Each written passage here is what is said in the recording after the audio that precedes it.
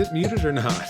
Hi, my name is Groucho, and before we get started today, I just wanted to let you guys know that the preview card we're going to be talking about is a piece of free content I received through collaboration with Vorthos Mike.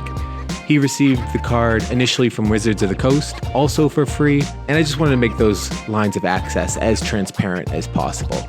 I'm super excited to be part of the preview season, and I want to just say a huge thank you to Mike for including me in the process. All right, let's get to it. The image of a forest at the center of a city under siege is an appealing idea.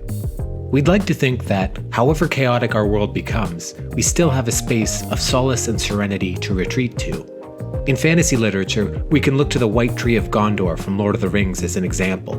It stands ethereal and removed, even as armies range against the castle walls. But there is danger in this quiet peace. In our comfort, we risk letting a pleasant dream become a coma of complacency, from which we'll have to be forcibly awoken.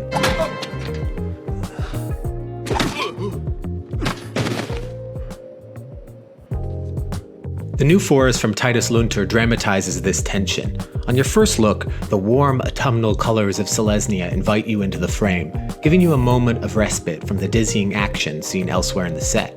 But then you start to process the detail work.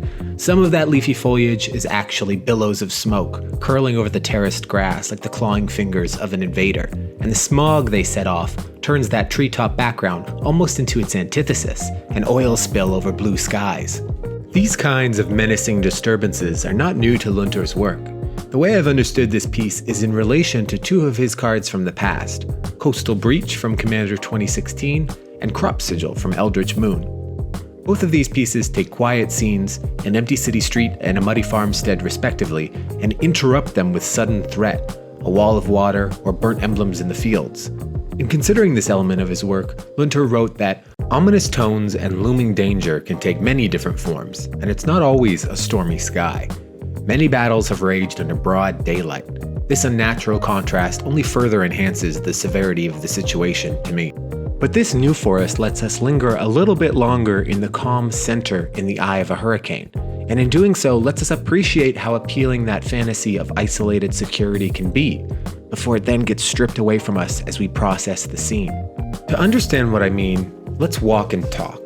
After our first moments with this image, our eyes are drawn to the bottom of the frame, where light strikes the bright greens of the grass, and then the lines push you from left on a curve to the right back midground, first passing a broken wall, then resting on the startling image of soldiers marching in the streets. This embedded journey shows us how thin and breakable the barrier is between the pastoral garden and the chaos of war. Basic lands often set the tone or temperature of a set. Lunter has called them the window into the world, and as the fault lines of Ravnican society are exposed in War of the Spark, it's worth pausing to consider what allowed this to happen.